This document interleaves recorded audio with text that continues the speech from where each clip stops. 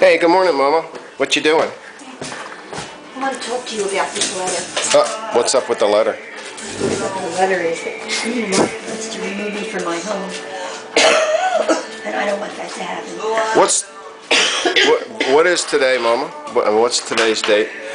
And today's date is the 11th. Friday? Well, no. You said November? Oh, Your birthday was what, Tuesday? God. Oh, yeah. Oh, okay. That's okay. 11th of May. And I've read that letter right there. How do you feel about that? Saying there's not enough funds in your account. There's plenty of funds in my account. Well, there's like $36,000 coming in a year. If you do the utilities and if you do the the land taxes is $4,000. I mean, we're missing some money. I have a cough too.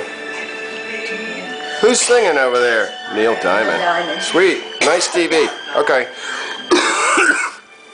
Well, did you read that whole letter?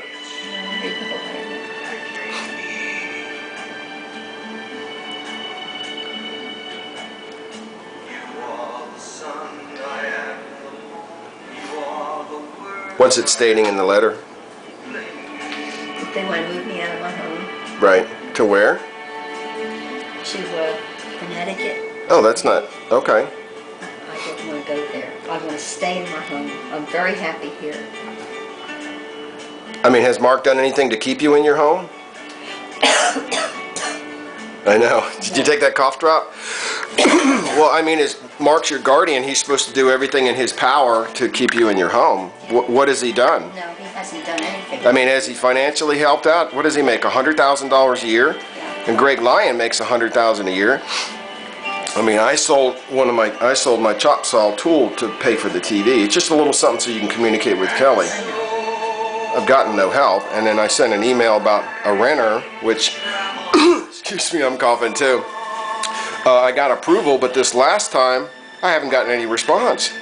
And all of a sudden, Mark just calls out of the blue, like he did with the neurologist appointment, like, you've got a neurologist appointment the next day. I would think I would get respect, like give me a week or two to let me know you've got a neurologist appointment with Olson or Jacobson.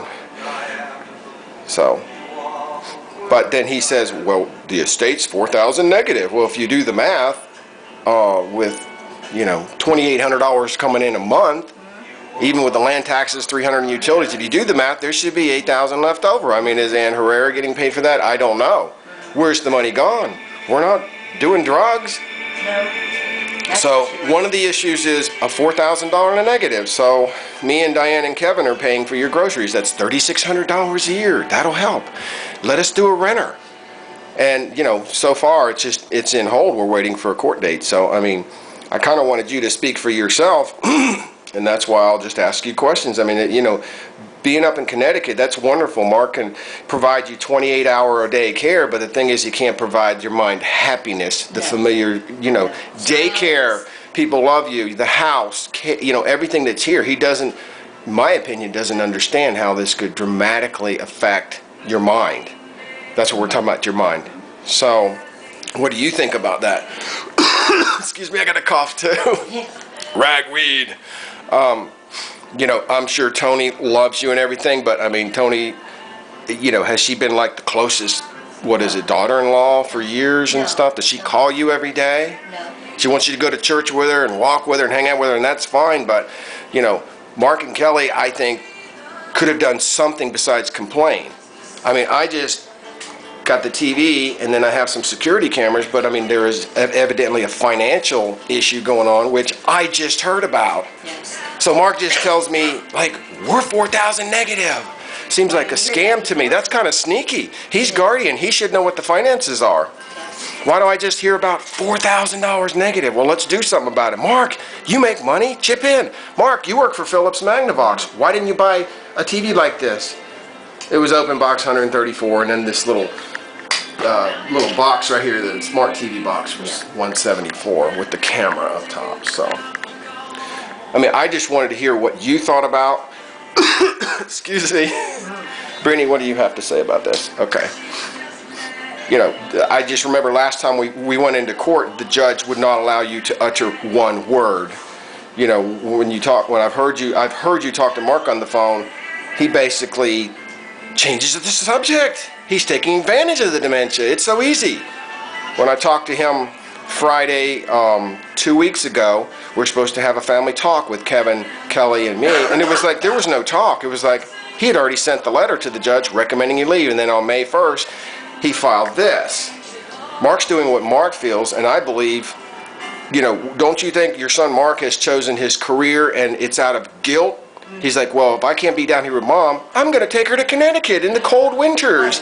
And my lovely wife, Toni, who basically has never worked, who put Christopher in a mental institution when he was, 16 or so, because he smoked pot, and her son smoked pot. In fact, her son is a heroin addict.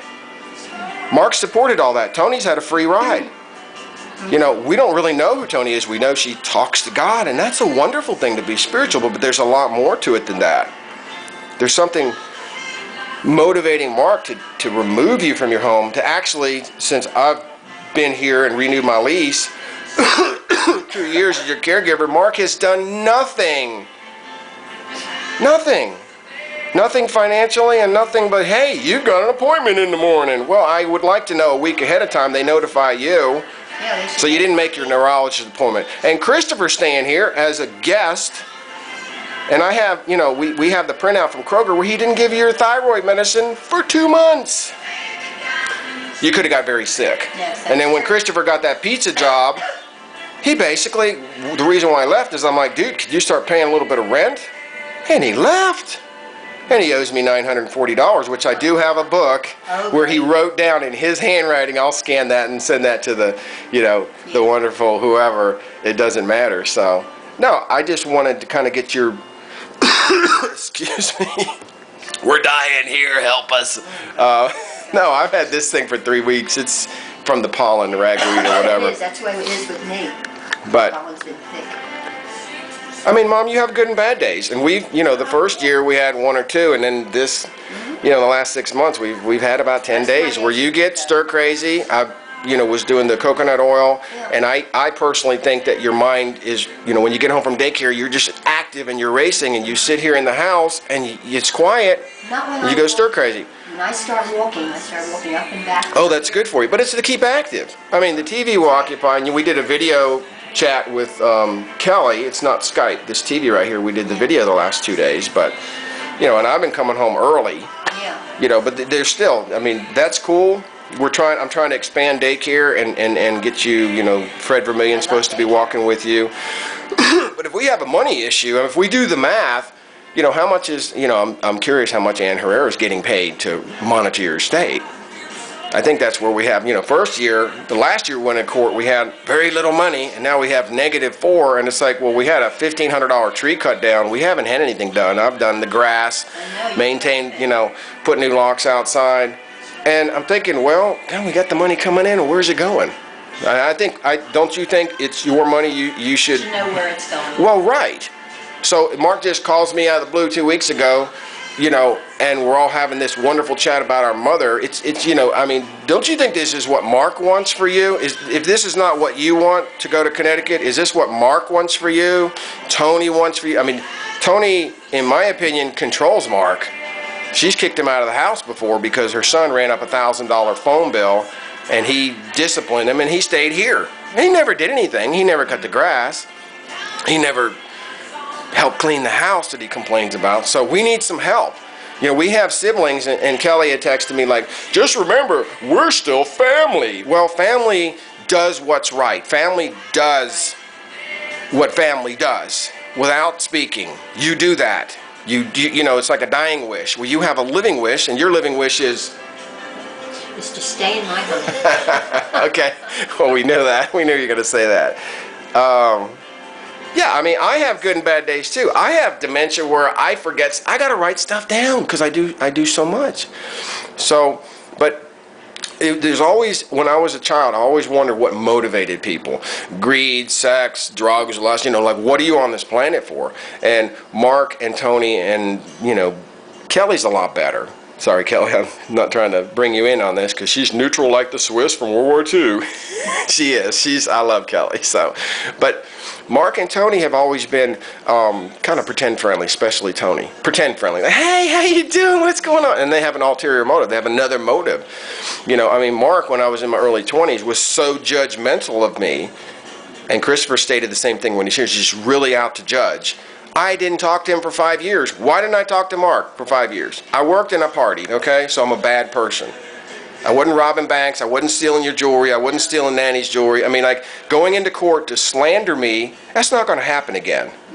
Mark, you're not the most perfect person in the world. No. I mean, when he was 17, he was sleeping with a 13-year-old. And by the way, I was 13 too, and I heard them in my room. And you know what? It devastated me. I wasn't an early bloomer. It just kind of, I heard the noises coming from his room, and it did. I mean, I'm just stating, you know, and he's not perfect. No. You know, I mean, since 2003, it's illegal to produce DVDs, and I think Kevin has like 9 of them. But that Mark's a serial DVD. He's got thousands of them because when I was at his house in Roswell for the holidays and the birthdays and all that stuff, they're lining his wall. So is that right that he can accuse me of something where it's factual and there's evidence showing that he's reproducing? It's a federal crime to reproduce since 2003, either to sell them or reproduce them. He's got thousands. It's like shoplifting 3,000 times. His son estimated about 3,000. I think there's 1,500. I mean, you're a Christian, Mark. You know, hey, you know, you're accusing me of stuff. So then you're allowed to go reproduce movies from Redbox. Redbox is where you rent them, and he can decrypt them and make copies. You know, with everything. It's like, that's not right. That's a felony, and there's evidence of that. You know, I'm not out to judge him, but if he wants to, you know, Do something that's not legal. judge me and judge you and say, you know, just say, oh, Mom's getting worse. No, I'm here every day. I know we have bad days, and yesterday was a great day, and the day before was great. Sunday when we went to church over at the Unitarian Universal Church, that was a good day for you. So, you know, you're tired and your daycare wears